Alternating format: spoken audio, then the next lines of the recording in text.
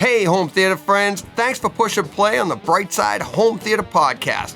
The home theater podcast that's all about the experiences, the sights, the sounds, the scenes. And this week, The Dark Knight in 4K. I brought my buddy John in from Brightside Chat, and we're going to break this down, have a little bit of fun. Let's get in there. I'll be back afterwards with more information on how you can support the podcast and all of that fun stuff. But let's get in there. This is Brightside Home Theater.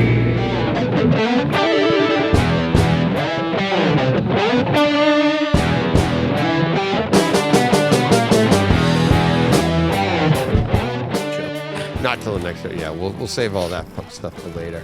No, but when was the last time you watched this scene? Before I asked you about it. Oh, long time. I don't even know. Yeah. It's a great scene. Yeah, I can't wait to get to it. I haven't even watched that disc. I haven't watched it in 4K. Oh, really? Yeah, like I have it, obviously, but I haven't watched it yet. Oh, well, this should be... I haven't watched the majority of my 4K discs. I've just started buying them all. Oh, really? You just sitting there buying them all and collecting them? Yeah. Nice. Yeah. All right. Well, like at Thanksgiving, I buy like 30 of them. Like I don't watch them all. I don't have time to watch 30 movies. Yeah. So oh, you're too busy watching everything else you watch. Everything else, yeah. Yeah, exactly. But even when I do, I watch the ones that I haven't actually seen yet. You know, right? And then I go. Yeah. You're not like me. You don't like to watch things over and over. You're more of a one and done type of guy. I am, but I would have watched this whole movie last night if I didn't have other things I was getting ready to watch. Because once I watched that scene, I was ready to keep going. You know, but yeah. What did you watch it on? If it wasn't the 4K, just a regular disc? No, I watched it on the 4K disc. Oh, okay. Like I said, I own it now. Yeah. I just haven't actually watched it. Yeah. Oh, all right. Yeah. Well, let's get to it. Let's get to it. The listeners are sitting here where you and I are just chit-chatting, coming in cold, having a good time. You are bailing me out big time. I had a busy week. I told BJ the other day on Takeover Tuesday that I had big plans for a show this week that I'm very excited to do, a movie I'm excited to break down, but it's so extensive, and then my schedule. And he's going to see this show. Yeah, exactly. Be like, hi. I don't think you understand what exciting and extensive is, DJ. Exactly. So. It's like, wait a minute. But yeah, my schedule wasn't very conducive to breaking down this movie that I'm going to be breaking down someday soon. So I texted you and I'm like, let's do a movie. Let's do a scene, breakdown a scene. And we came up with this one. And it really is. I mean, I've always loved this scene. And just because it's one of those where you put the disc in, you start the movie, and it's easy to get to. There's no scrolling. You just start right there. But then as I sat down and watched this thing, and I sent you my notes, and you're like, oh, no. Yeah, because I was like, oh, I have no notes. I'm like, it looked good. It sounded good. No. But yeah, but as I went through it, and it's 6 minutes. It's all it is, this scene, opening scene. It's 6 minutes. And you go back and through it a few times and you start to hear some other things, which is what I really like to do. So, first off, overall experience with this. Did you get it to reference level? I did. Able to do that last night? Oh yeah, I did. Did he allow you to do that? I was here alone in the house. I had 6 minutes that I could spare. Speaking before of she came home. Days. Yeah, but yeah, I did have it cranked up to reference level. Like I said, I'm not sure how much we were recording of the beginning of our conversation, but like I said, I haven't watched this in 4K ever, like since I've owned it. This was the first time. And kind of like you, this used to be my go-to scene. Like when I started messing around with my surround sound systems, even in my old house, and I had my smaller theater room, this was the scene I always put on when I wanted to hear the overhead speakers or just see if I had surround sound working in the room. This was always the scene I put on. So it was funny that you brought that up. Yeah. Yesterday. It has the subwoofer levels. the LFE effects throughout this scene, this 6 minutes, and it's right. We'll get to a couple of them that they're just, it's so deep throughout the entire scene, but it also goes in like kind of like waves. Like it's like whoa, all the way through, but then it disappears for a little bit, but then it comes back even stronger. I have a couple of scenes that we could talk about for that. It has great surround effects and stuff, and it's just one of those scenes that, and again, Christopher Nolan doing his thing without Atmos. It's just right. DTS 5.1 master audio, and it's like, do we need Atmos? Do you need DTSX? Do you need object base? Well, you don't feel like you didn't have it. You know what I mean? Like right. It didn't feel any different than an Atmos scene that you would watch from another movie. I had stuff all over my room, from speaker to speaker throughout this scene. Now, again, my experience is a little bit different than yours because I don't get the bass that you get. Right. I get great crystal clear audio, and I get the surround and the speakers and left and right and all that. But my bass just doesn't hit the same way yours does because my room is not set up with the more of an acoustics open plan. You have a larger It's a big area. open. It's a big open, living room, kitchen, floor plan. Even though I have 3 big subs, I don't get the what do you have? Let everybody know for people that are new. What do you have for subs? You have 2 SVS. Hang on, I gotta pull up my notes here. 2000s, it's the right? PC 2000s and then the SVS SB12. So I've got the two PC 2000s on my front stage, and then the third is back on my right. I'd love to get a 4th one in there, but just don't really have the room. Ran out of room? I don't really have the room. It's funny because I just said it's a big open room, but on that back wall, it cuts off because it goes into my kitchen. Right. So I would literally have a sub just sitting like in the middle of my kitchen, and that wouldn't work. Put a tablecloth because I know over 3 subs is not optimal. They always say you should go with the 2 or the 4, but yeah. So I get some, obviously I get bass out of those, but I don't get the same rumble and the same feeling that you're able to get. But as far as everything else goes, the sound is very clear. I get the Atmos, I get all that stuff. So even though this isn't Atmos, I still get the overhead effects and right. Do you mix it to the Neural X? Are you automatic? Like mine, automatic. It's like I have certain, whatever track comes in, it automatically go. Like if it's a DTS. My processor pushes that.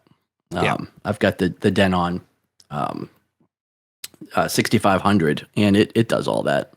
Yeah. So and it that's what's nice about it too. It's like, have you ever gone back and forth and listened to just the 5.1 track, and then you listen to the Neural X up mixing? Have you heard? Yeah, I go through and I'll switch it. Well, I'll switch it through all kinds of. I'll be on like mono, just to mess around with it. But back in the old Yamaha days, church mode. Whoa. I have switched it around to different ones just to see what the difference in sound is. Yeah, Neural X, I just think it makes it that much, it just gives you that much more, it gives you the ambient sounds are a lot nicer. They're a lot smoother throughout the room. Right.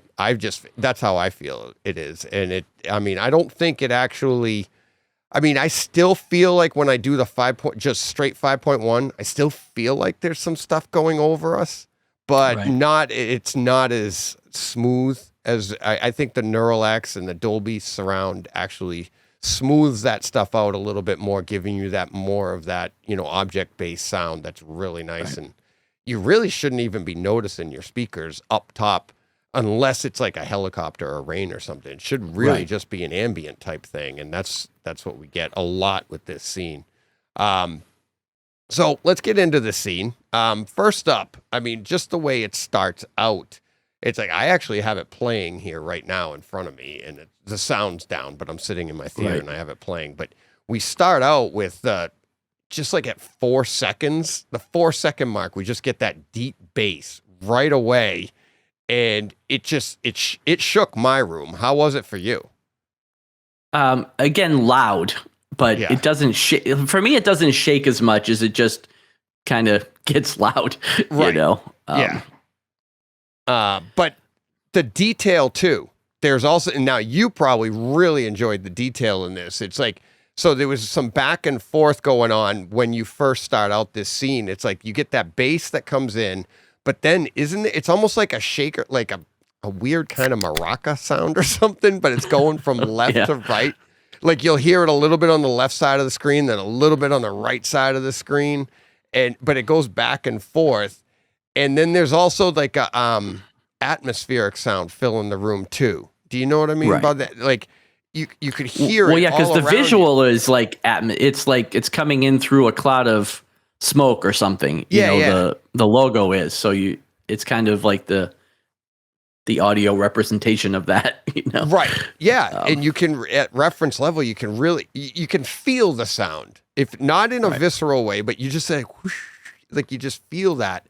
And then you go to that full screen at like 54 seconds and again, more bass, and you start to come in on that window. And do you remember the first time you saw this? I've seen this movie so many times. I have a hard time, except for this one part where the window blows out.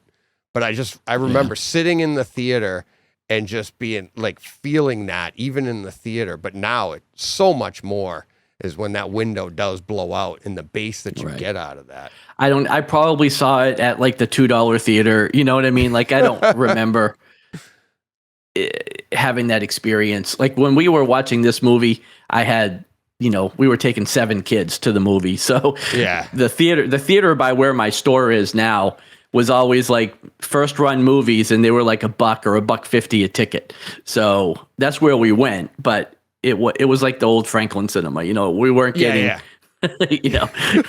we weren't getting surround sound or, any giant screens or anything like that. So I was lucky. I got to see it. Our kids were young as well at the time, but we had a place up in Maine we rented, and Jen and the kids were up north, and I got to see it by myself. I went with actually a friend of mine and his wife. I kind of encroached on their date and went and saw this. Nice. But hey, I'm going to come too. Yeah, exactly. Well, I'll sit in another row. You don't even have to sit with me. Yeah. No, I sat. Just give me a ride home. I mean, I know it isn't in this scene, but I remember the reason I totally remember going with them is that the scene when he puts the Joker puts the knife in the guy's guy's mouth. When he first tells the story how he got the scars, and then they never show him cut his mouth, but they cut away. But at the same time, I still remember the 3 of us are like this with our heads down. Like, oh my God. I don't want to see it. I don't want to see it because that's like the worst. Like paper cuts are bad, but if you ever imagine cutting your mouth like wide open, like the Joker did, and I'm like, just that visual of that knife being in that guy's mouth, I was like, no, like, But yeah, that's why I remember being with them, because I put my head down and out of the corner of my eye, I look and I see their heads are down and everybody's like, ah. But yeah, so yeah, that window blowing out, that was at like a minute 12 into this scene, and you get it just that let you know, like, oh my God, and the clarity in the glass too. Coming out of that window. Yeah. You probably heard that too. I did. Yeah. That was really cool. And at 1 minute and 20 seconds, we go to the Joker standing on the side of the road. Right. And it wasn't until today, I'm like, this guy's standing on the road without his mask on. Yeah, because it's hanging. Yeah, you could see it. Yeah, because they come in on him obviously on a full back shot. Right. Really nice bass there too. Just a boom. And then they come in and they gradually creep in behind him. And then you hear the car coming up. I wish there was a little bit more of a pan of it. It just comes up and gets right on the screen. And then he puts his mask on as they're pulling up. That's funny. I never thought about that either till you just said it. The fact that he was standing there with his clown makeup on the street corner. Right, with his scarred mouth, and he's all made up, because we get at the end scene which is a huge, reveal. He takes the mask off. I mean, we all, even the first time I knew this, you kind of know that's the Joker. Right. But at the end, when he's talking to the bank manager and he's like, whatever. I can't remember what he says. He's like, you're better at that. What is it? What's the line? I don't remember the line though. He's like, I don't remember. Yeah, I wish I should have wrote that down of all things. But he takes it off, and there's a huge sound for that. But you get the look of his face, and you're like, that face was just standing on the corner. Yeah. Well, to be fair, it is Gotham, so that's just like a Tuesday, Right. It's like nobody's even looking. Everybody's just like driving by and going about their business. Yeah. But the funny thing is look at that face, and he's got a clown mask in his hand. Right. It's like, which is which here? You could have just gone and pretend that was your mask. Yeah, exactly. But that was the whole point of it, that the crew didn't know that he was the guy. Right. But yeah, so then from there we go to that zip line scene, and that's where the base really, I think, ramps up, where they shoot that zip line across. And when there's a nice little a quick pan there when they send the first bag across, and they have it on the screen, and he goes zzz, and it pans from like pretty much center of the screen to the right side of the screen. And then from there we go, and this was really nice, especially the imagery. Imagery? Yeah, I guess that's a word, right? Imagery? It is. It is a word. They come out and they're looking down.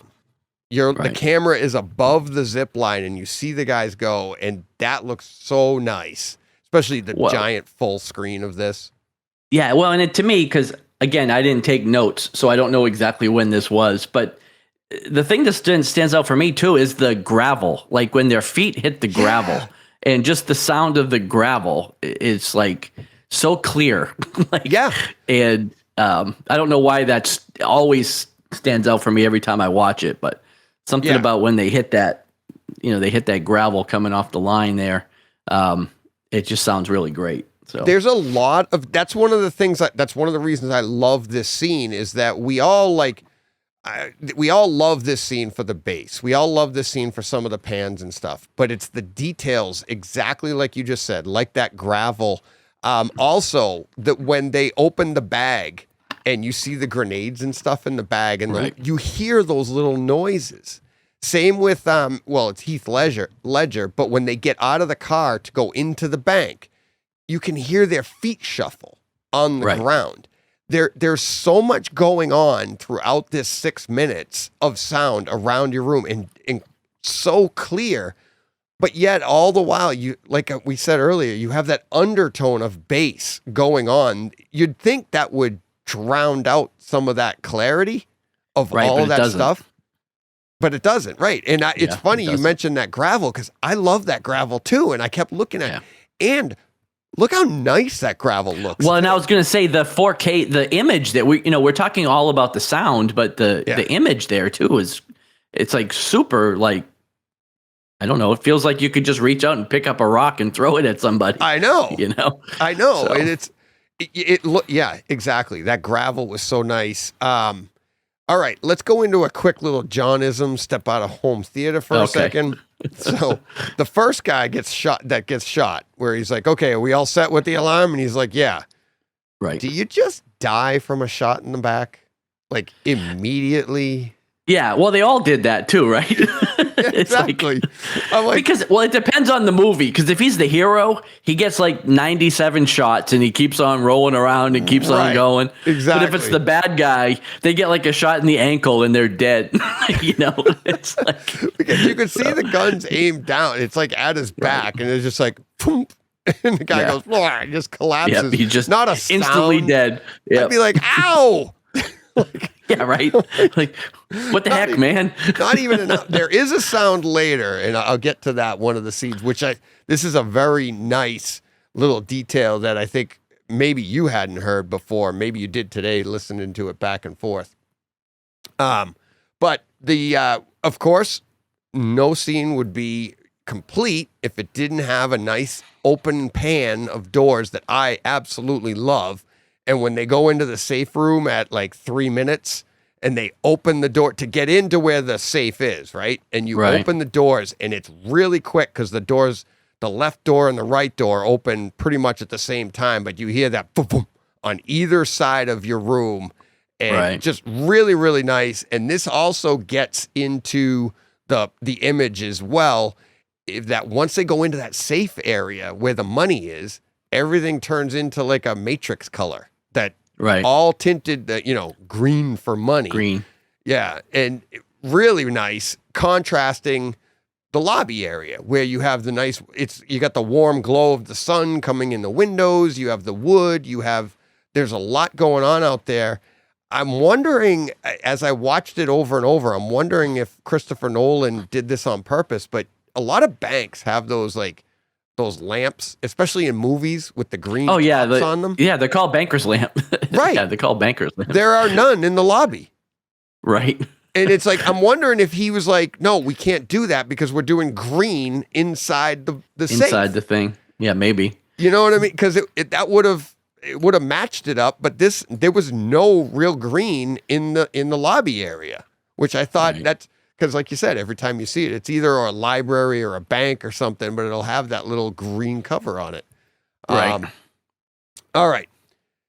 At 3:45, he's he's outright. Listen for the gunshot case. Oh, that's when the manager. The bank manager. Yeah, when he comes out and starts firing in that shotgun, those are some booms. Like I got that, Yeah. But actually, let me back up a second because I think right before that, I don't have the timestamp for this one. When they first walk into the bank and they fire up into the ceiling. Yeah. That's one of the ones that you can I really felt like that was over your head. The echo felt like it was in the high part of my room because that's where they were shooting the gun. And I thought that had a nice, nice base shot to it. Not base shot because it was multiple shots. But the echo throughout the room, and I felt like it was appropriately elevated in the room, which I thought was really cool. But then, at 3:45, that's where we get the bank manager shooting through his office window, shoots the guy in the back. But then, as he's walking down, and you can hear him cocking the gun. Right, he's cocking the gun, and those were thuds, like, Oh, yeah. Yeah, each shot was a... But listen for the cartridges, because a couple of them you can hear early on, the casings from the shotgun shells. A couple of them you can hear early on. There's one part where he shoots and whatever's on top of the little counter that's right there, the paper, you could see the paper on the left part of the screen. It's like, because you're walking with him at this point, and the paper shoots up in the air on the left part of your screen, and the sound for that actually follows off screen, and you can hear that. That was really cool. But the one that I really liked that he did, it was right after, so the Joker and the other clown posse guy, they're hidden behind the thing, and he goes, "Is he out?" And I love how the Joker does this too. Like if it's even Heath Ledger, I'm sure it is Heath Ledger. He has to act like he's thinking. Right. So in a clown face with the mask on, he looks up like, okay, for a second, and then comes back, and you could really feel like he's thinking it out, like he's counting in his head. Right? And then he goes, he just nods. The guy stands up, and of course, we all know he gets shot. Right. When he gets shot, listen in your right rear of your room. Did you hear this? He goes like, "Oh." Like you can. I didn't notice it. Yeah. Go back and listen to it. It's there. I've listened to it so many times. I even backed it off a little bit down to like -10. And you can still hear him. It's in the right rear of your room, right where he would be, because you're looking at the bank manager on the screen, and he just shoots. He's like, boom, and he goes, you hear in the right rear of the room, like, oh, and he falls down. It's pretty cool. And then, of course, the Joker gets up, and, he shoots him with that. That's a really cool gun. I wish Joe was around right now. I'd ask him what that was, but like automatic handguns. Yeah. One thing I do know about those is like he has told me, and you would imagine they're pretty impractical because they only hold a few rounds, and you go, okay, it's out. Yeah, they're gone. Yeah, that's it. That was a lot of fun. If this was our other show, I'd make a joke about something, but I'll leave this show more PG. Yeah. So right then, when he shoots that guy, listen to the back of your room, and there's bass, and it comes in. It's not a heartbeat, but there's a deep bass to this, and it's like around 3:55 after the clown that we know is the Joker. He shoots him, and it's like there's bass that hovers after that. And I went back actually, and when you start the scene, it's there. This is the one that I talked about earlier, that there's this hovering bass that's throughout the scene, but it goes away, but it comes back with a renewed intensity when he stands up and he shoots the right after he shoots the bank manager. And it hovered, but it goes back and forth too across your room. And there's a like I said, there's even a switching noise at about the 4-minute mark. That's like, whew, whew. It's weird. I have no idea what it is, but it's a nice ambient sound that just adds to the scene. Right. At 4 minutes and 30 seconds, rear channels. That's the one. Listen for the sweeping sound around there, especially right at the line, "I'm betting the Joker told you to kill me as soon as we loaded the cash." So this is when the bad guy, the other clown posse, he's figured out the plan, right? Right. He says, "No, I killed the bus driver." Yeah, no, I killed the bus. And so like Heath Ledger is trying to move over to the side so he doesn't get hit by the bus. But in those quiet moments between the dialogue, that's when you can really hear your rear channels are like, they're doing something. They're moving, and it's swishing. The sound is swishing back and forth right back there. Really, really cool. Let's see. What else? What else do you got? Anything? I'm just going off your notes. So I didn't take notes, man. So like I said, I'm not really prepared. I watched the scene. That's it. There you go. There you go. All right. I didn't do the homework. The dog ate it. The dog ate it. There you go. At 4 minutes and 55 seconds, what bus driver? And you can hear that bus coming. Yeah. Okay. But it's very quick. It's almost like he's sitting there listening outside the window, and you just hear, he's like, "What bus driver?" He's like, "Oh, now rev the engine." That's my cue. He comes through the wall, but right before he comes through the wall, you can hear that engine start, rev, and it comes through, and really nice bass explosion there, and then listen for that debris to land in the back of your room. It's that one there I thought was really, really cool. And it's very, very quick, especially if you're listening for that engine at the beginning. And then what happened to the rest of the guys? Listen to that when he shoots the bus driver now. So you go, and that's when he unloads and listen as Heath Ledger is walking away, he shoots back over his shoulder, and listen for the guy to drop. You can hear it. It's just you're just off to the side, off to the right there. And at 5:40, that's the reveal of the Joker. And you get boom, the big sound in your room.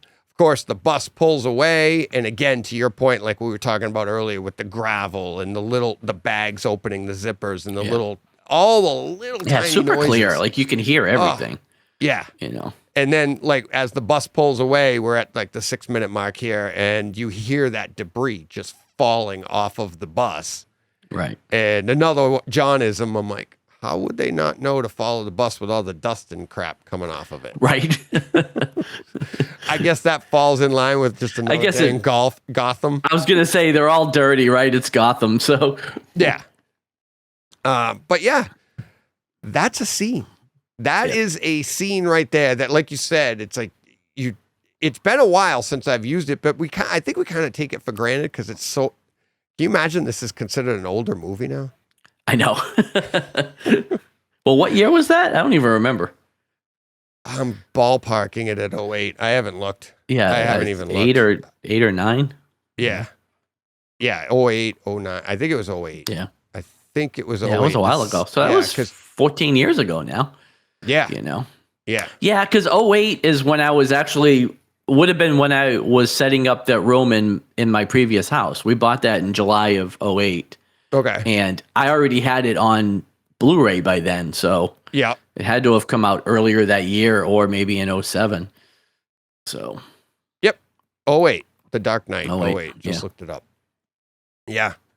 And lots of play. And this entire scene that we just listed, that's all in the big IMAXed look. The variable aspect ratio. I think it opens up at the very beginning with the bars, and then it just right when we go to that full screen, we get the full screen, and it's just so nice. So nice. Such a great scene. I love watching the entire movie. I love the IMAX enhanced. Or not enhanced, but the variable aspect ratio. This isn't IMAX enhanced, but I actually do enjoy the variable aspect ratios in this movie. And I think it was this the first one? I think it was. It was the first one that I ever knew about.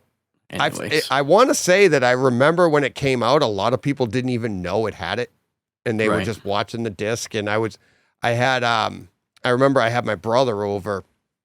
And I was like, you got to see this movie. And I showed him some scenes of it. Like later on, when they go down into the tunnel and the screen opens up even more, or you go to that variable aspect ratio, and he goes, wow. He's like, wow, it just got so clear. Yeah. He didn't notice that it just actually. You don't always notice. No. Like, I don't always notice it either, because you're just so into watching the movie. Yeah. And then all of a sudden you look up and you're like, oh, wait, like, when did that happen? Where'd the bars go? But then you notice when it closes. Oh, no. Right. Like, oh, no, I want that back. But yeah, it does. It pulls you in and out of the movie, which not pulls you out of the movie, but it creates a different intensity in the movie. So. Right. All right. Don, that was great. It was. I mean, I feel like, I just did a lot of nodding my head and, going with you, but.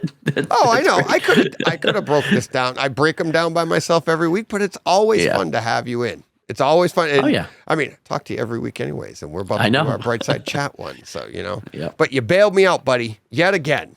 There will be a Brightside Home Theater podcast this week. And if you listen to this, you know that because this is it. Yes, right.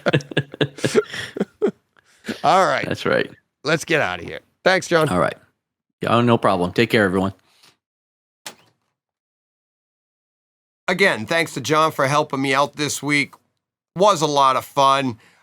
In a rush this week, guys, and I had to get something out because I really want to get something out every week, and this is giving me an idea. Is there a particular scene that you want me to break down? Now, just the scene. So that way I can have something on deck. I'll compile a list for everybody. And when I'm in a pinch and I can only do a scene, I'll grab it. I'll reference who gave me the scene and we'll break that down. I love breaking down movies. It just takes time. And this week, it was so evident this week. I'm like, it just got really busy. Sorry about that. I can't wait for you guys to hear the movie that I'm talking about. I don't want to tell you yet, but like I said with BJ during Takeover Tuesday earlier this week, it's pretty extensive. But yeah, so just let me know your favorite scene if you have a timestamp for it, and I will put it on the list. And then when I'm in a pinch, I'll just break down that one particular scene. This one happened to be 6 minutes long. It took me about probably 20, 30 minutes to break it down and then sit down and record it. So that's not too bad compared to an entire movie that takes me hours. So really appreciate that. Sorry, I appreciate your understanding in just putting out this shorter podcast this week in just a scene. But let's be honest, it was a pretty great scene, right? All right. If you liked what you saw here, hit subscribe. And if you really like what you saw here, you can support me on Patreon at patreon.com/BrightsideHomeTheater. They will take as little as $1 or as much as you'd like once a month. Simple, $12 a year. You could support this podcast for as little as $12 a year.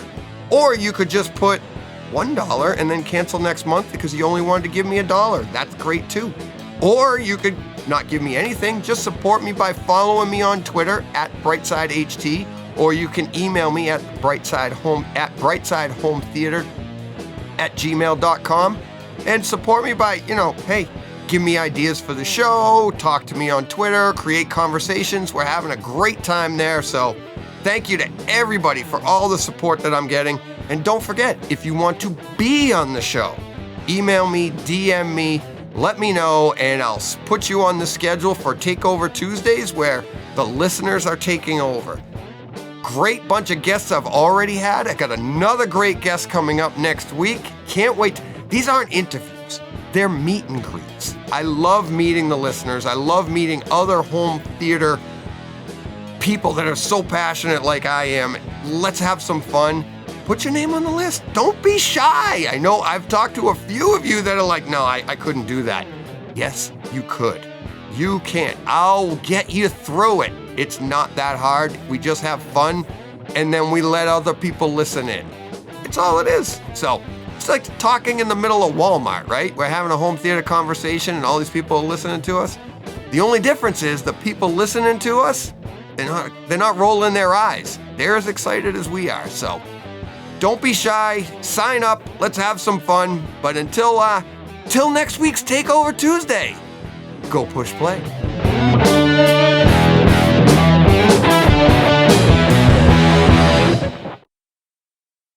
Hey, Fred.